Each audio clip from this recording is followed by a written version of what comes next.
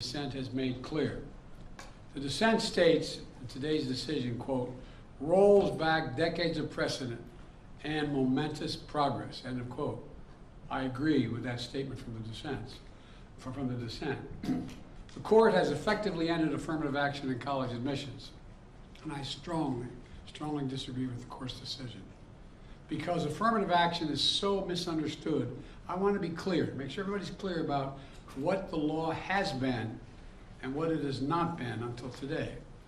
Many people wrongly believe that affirmative action allows unqualified students to be admitted ahead of qualified students.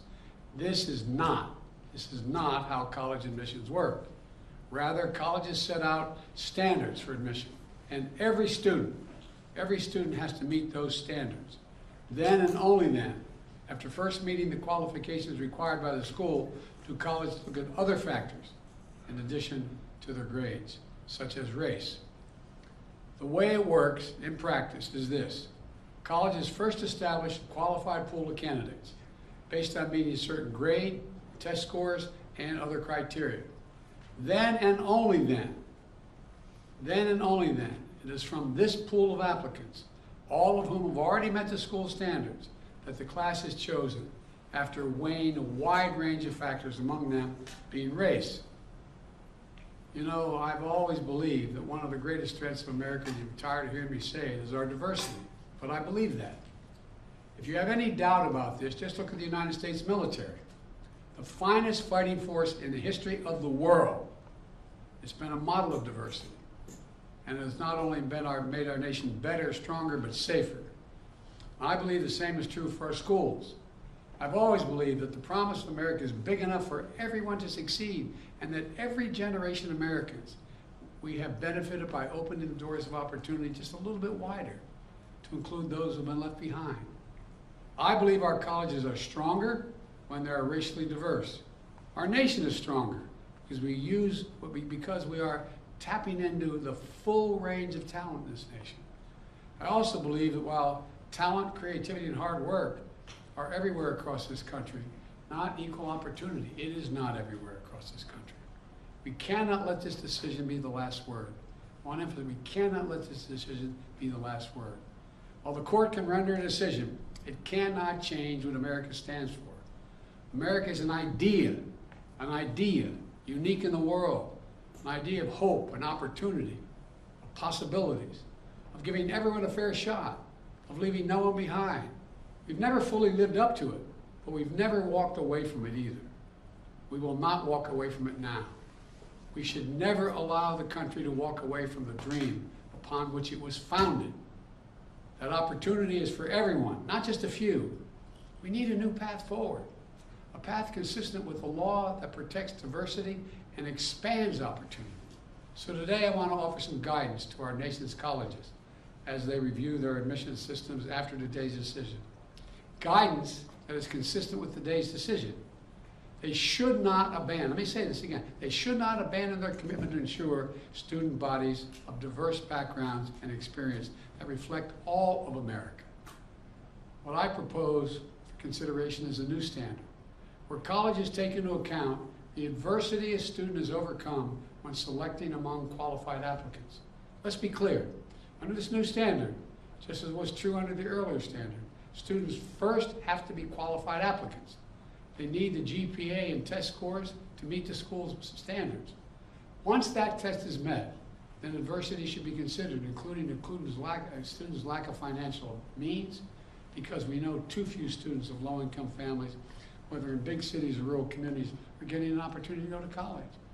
When a poor kid, maybe the first in their family to go to college, gets the same grades and test scores as a wealthy kid, his whole family's gone to the most elite colleges in the country, and whose path has been a lot easier. Well, the kid who faced tougher challenges has demonstrated more grit, more determination, and that should be a factor that colleges should take into account in admissions, and many still do. It also means examining where a student grew up and went to high school. It means understanding the particular hardships that each individual student has faced in life, including racial discrimination that individuals have faced in their own lives. The court says, quote, Nothing in this opinion should be construed as prohibiting universities from considering an application's discussion of how race has affected his or her life, but be it through discrimination or inspiration or otherwise, end of quote. Because the truth is, we all know it, discrimination still exists in America. Discrimination still exists in America. Discrimination still exists in America. Today's decision does not change that. It's a simple fact. If a student had to overcome adversity on their path to education, college should recognize and value that. Our nation's colleges and universities should be engines of expanding opportunity through upward mobility. But today, too often, that's not the case. Statistics, one statistic, students from the top 1% of family incomes in America are 77 times more likely to get into elite college than one from the bottom 20% of family incomes. 77% greater opportunity. Today, for too many schools, the only people who benefit from the system are the wealthy and the well-connected. The odds have been stacked against working people for much too long.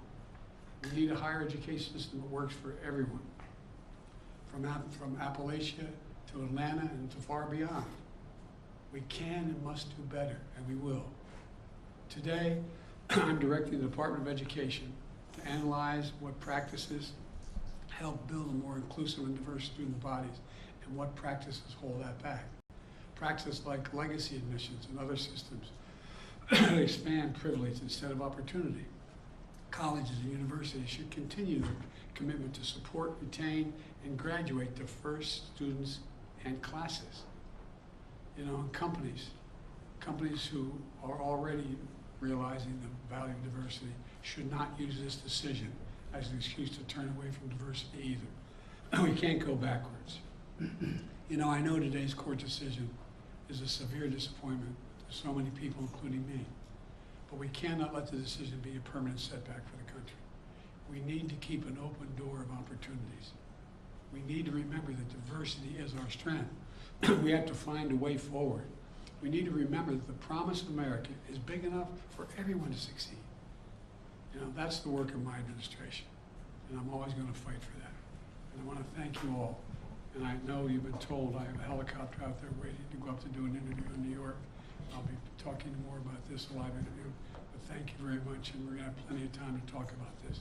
But we're not going to let this break us.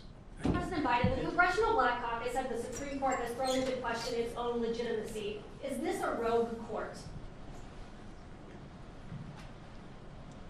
This is not a normal court.